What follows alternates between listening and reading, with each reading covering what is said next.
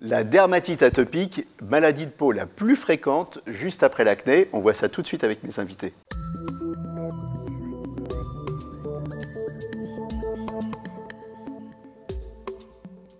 Alors avec moi sur le plateau, le docteur Marie-Estelle Roux, vous êtes dermatologue, et Marjolaine Herring, vous êtes membre de l'Association française de l'eczéma.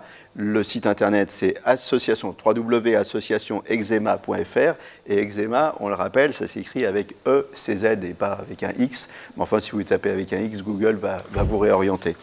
Alors vous, on va commencer avec vous, Marjolaine. Vous avez de l'eczéma depuis que vous êtes toute petite.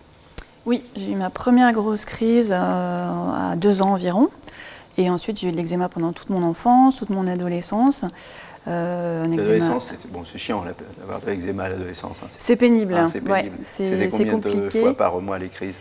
C'était tout le temps en fait. J'avais un eczéma qui était mal soigné en l'occurrence, donc qui était continuel. Et partout, sur le visage aussi? Sur tout le corps, le visage, le cuir chevelu. Voilà, c'était très handicapant, socialement aussi d'ailleurs, à l'école, au collège. Et puis après, à l'âge adulte, l'eczéma a changé de forme et ça évolue par crise, entrecoupée de périodes d'accalmie et des poussées. Ouais. D'accord. Vous les sentez venir, les poussées? Oui, on les sent venir, enfin, on voit rapidement qu'elles sont là. On les prévient, c'est difficile de les prévenir puisqu'il y a vraiment beaucoup de facteurs déclenchants et aggravants des crises. C'est lié au stress par exemple? Vous savez que vous avez un rendez-vous important, une échéance importante ou pas? Alors chez moi, c'est pas lié au stress, mais chez d'autres personnes, le stress peut être un facteur aggravant. Moi, je ne l'ai pas remarqué pour moi. Mais il y a des allergènes, moi j'ai des allergies alimentaires, des allergies au pollen, je fais de l'asthme aussi. Et puis plein de choses, hein, la transpiration, le froid, le chaud, tout ça peut déclencher une crise. Oui, on peut faire des allergies à des cosmétiques. Des déodorants, des choses comme ça aussi. Voilà, il faut être très vigilant en fait, sur les produits qu'on utilise. Voilà. Les traitements? Alors les traitements principaux, c'est des traitements à base de dermocorticoïdes pour limiter les crises, calmer les crises. Et puis le traitement quotidien pour quelqu'un qui a de l'eczéma, c'est l'émollient, c'est-à-dire un hydratant sur tout le corps, qu'on soit en crise ou non, pour restaurer la barrière cutanée. D'accord. Donc ça c'est un peu embêtant, enfin c'est contraignant. C'est très contraignant, oui. Hein, il faut toujours prévoir sur soi sa petite mallette de traitement, ses émollients. Vous disiez par exemple en préparant l'émission, si on va voir je sais pas, un opéra, par exemple, l'opéra ça va durer 2h30, 3 heures. Là pour le coup, il faut prévoir de... Oui, alors ça c'est plutôt pour les gens qui ont des formes graves, de prévoir de s'hydrater, tout ça. Voilà, moi quand j'ai eu des crises très importantes, très sévères sur tout le corps, j'étais très gênée par mes vêtements. J'avais beaucoup de démangeaisons, donc c'est vrai que c'est des moments où je n'allais plus au théâtre, à l'opéra ni au cinéma, parce que rester pendant 2 heures, 3 heures, 4 heures assis tranquillement sur une chaise sans se gratter, c'était plus possible à ce moment-là. Oui. Alors, on ne va pas parler de vous forcément, mais plus généralement des membres de l'association. Donc il y a un côté handicapant de cette maladie. Il y a des gens qui arrêtent de travailler, oui. Voilà. Oui, l'association a notamment conduit des études sur la qualité de vie des patients. On a vu par ces études que quasiment 50% des patients souffrent aussi de symptômes dépressifs et anxieux. Et aussi quasiment la moitié a eu des problèmes à l'embauche, et éventuellement des discriminations à l'embauche. Et puis l'eczéma génère aussi beaucoup d'arrêts maladie. Parce que ça génère beaucoup de fatigue. Et puis quand on a un eczéma sévère, affichant, c'est difficile d'aller travailler en ayant une grosse crise d'eczéma. Bien sûr, bien sûr. Et alors donc ce côté psychologique, il est renforcé par le fait que c'est chronique, on a du mal à... On sait qu'on l'a toute sa vie. On l'a toute sa vie et c'est difficile à accepter. Il y a beaucoup de patients qui, on le voit dans l'association, voilà, c'est très difficile de se dire j'ai cette maladie, je vais l'avoir jusqu'à la fin de ma vie, je vais devoir me traiter, faire attention toute ma vie.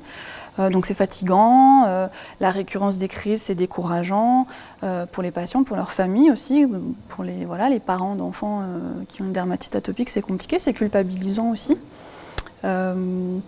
C'est une maladie voilà, qui est chronique et qui est aussi stigmatisante, qui est affichante. Il y a beaucoup de patients qui sont encore confrontés à des préjugés, des gens qui considèrent, le grand public connaît mal la maladie, donc on peut avoir peur que ce soit contagieux. On la connaît mal et pourtant c'est une maladie très répandue, hein, comme je disais dans le lancement. Pour mieux la faire connaître, vous organisez une journée bientôt. C'est ça, on organise la 5e journée nationale de l'eczéma le 1er juin. Le matin, il y aura des conférences données par des médecins sur les différents types d'eczéma, les traitements, également l'impact de la pollution sur l'eczéma. Et l'après-midi, on organise des ateliers autour du bien-être avec la méditation, un atelier nutrition, un atelier maquillage correcteur et un atelier danse contact parents-enfants que je vais animer. D'accord, donc il faut venir vous voir hein, si on a envie de, si on en souffre ou si on connaît quelqu'un qui en souffre, il faut venir vous voir et puis on aura plein d'infos. Ce que vous dites malgré tout à la sauce, c'est que faut vivre malgré tout, hein, c'est ça? C'est ça. À l'association, on essaye de favoriser le partage d'expériences entre les patients, la communication, et puis le message qu'on a envie de donner, c'est ne vous arrêtez pas de vivre parce que vous avez un eczéma. Voilà, il y a des moyens de traitement, de prévention, et puis le plus important, c'est de continuer à vivre avec au mieux. Traitement, prévention, on va engager le dialogue avec le docteur Marie-Estelle, mais d'abord, la définition médicale de la dermatite atopique. Alors, qu'est-ce que c'est? Alors, c'est un eczéma qui survient sur un terrain génétiquement prédisposé.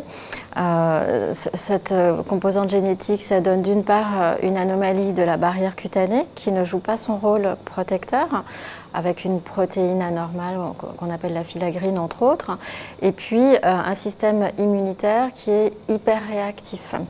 Est-ce que c'est ce qu'on appelle une maladie inflammatoire?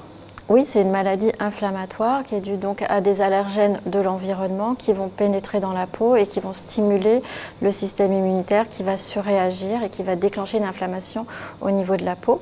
Donc si je comprends bien, la peau est moins bien protégée et donc elle est agressée et elle surréagit. Et elle surréagit, voilà. Et ça donne, facteurs. Alors on va voir quelques photos, hein, ça donne les manifestations, ça donne des... alors ça donne des plaques rouges qui démangent énormément. Bon là c'est... Alors pour revenir peut-être à la photo du visage, là c'est sévère, non? Ou alors vous avez eu ce genre de plaques, vous par exemple? Oui, j'ai eu ce genre de plaque, oui. Oui, c'est sévère, mais ça montre bien que chez les tout petits, ça survient souvent sur le visage. Ensuite, chez l'enfant, c'est souvent dans les plis, on a vu, plis des coudes, plis des genoux, voilà. Les mains aussi. Et puis chez l'adulte, ça peut être tout le corps, effectivement, vous disiez, à l'adolescence, souvent ça peut être tout le corps, y compris le cuir chevelu, les paupières. Et puis chez l'adulte, souvent ça se restreint, et ça se restreint souvent au visage, au cou et aux mains, en fait. Donc les plaques rouges, ces plaques, elles démangent. Énormément. Donc quand ça démange, on se gratte. Quand on se gratte, ça démange encore plus, c'est ça? C'est un peu le... Non? Oui.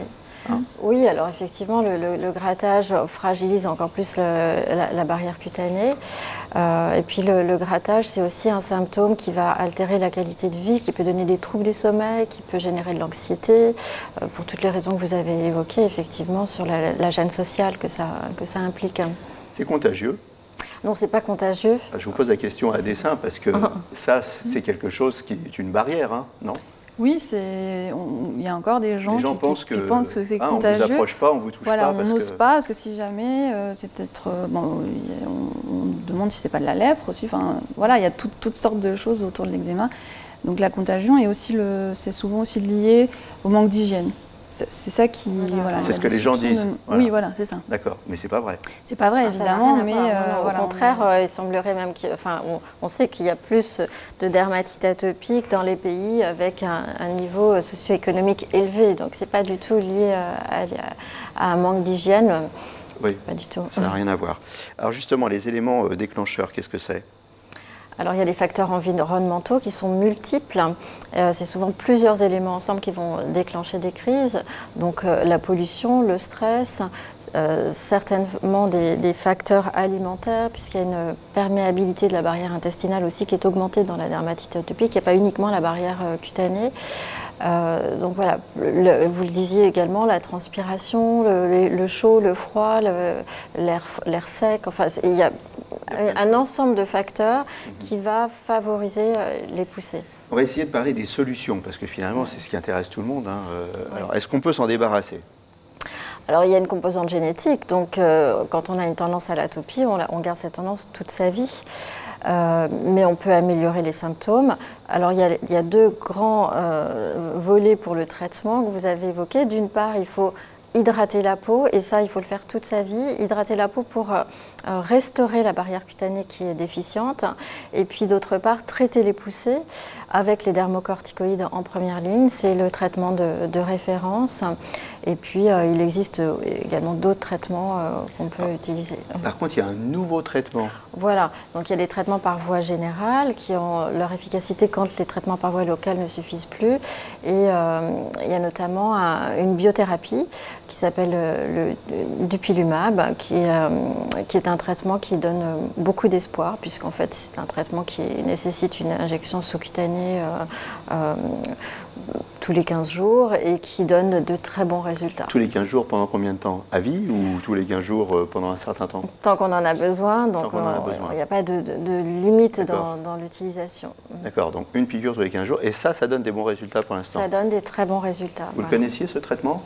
Oui, oui, je le connais. Vous l'avez essayé, non? Je ne l'ai pas essayé.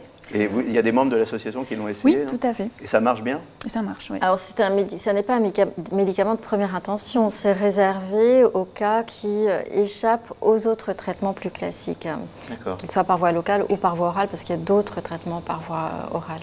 Okay. Voilà. Donc c'est pour ceux qui sont résistants en fait à ce genre de traitement. Mais par contre, c'est quand même un espoir de savoir que pour ceux qui sont résistants, il y a un traitement qui fonctionne pas trop mal, sur lequel on n'a pas de recul pour l'instant. Si, enfin, ça fait partie des biothérapies, donc les biothérapies, on les utilise déjà depuis longtemps en médecine. Mais quand je dis qu'on n'a pas de recul, c'est-à-dire que, bon, je me suis mal exprimé, il n'est pas dangereux, il a été autorisé, mais bon, on ne sait pas, par exemple, sur le long cours, combien de temps il faut le continuer, ce traitement. De toute façon, c'est une maladie chronique, donc on sait que si on arrête tous les traitements, la maladie va revenir. C'est-à-dire que ce n'est pas un traitement curatif qui supprime la maladie. C'est un traitement qui soulage et qui fait disparaître les symptômes de la maladie. C'est ça. Est-ce qu'on confond souvent avec l'acné, par exemple, quand on est ado? Est-ce qu'il y a du retard diagnostique à cause de ça, ou on ne peut pas confondre? Non, non, non. On peut pas confondre. Non, les symptômes sont différents. Oui. D'accord. Bon, à l'assaut, qu'est-ce qu'on dit alors? Les gens, malgré tout, ils reprennent le goût de vivre? Oui, bien sûr. En encourageant la communication, le partage d'expériences, on essaye de lutter contre l'isolement, contre la stigmatisation et de redonner envie et courage aux patients. C'est handicapant, mais ce n'est pas la fin du monde. C'est ce qu'il faut se dire. Voilà. Merci à toutes les deux d'être venues sur le plateau. Je rappelle l'adresse de l'Association française de l'eczéma, www.associationeczema.fr. Merci Marjolaine. Merci Marie-Estelle. À très bientôt pour un nouveau numéro. Et d'ici là, portez-vous bien.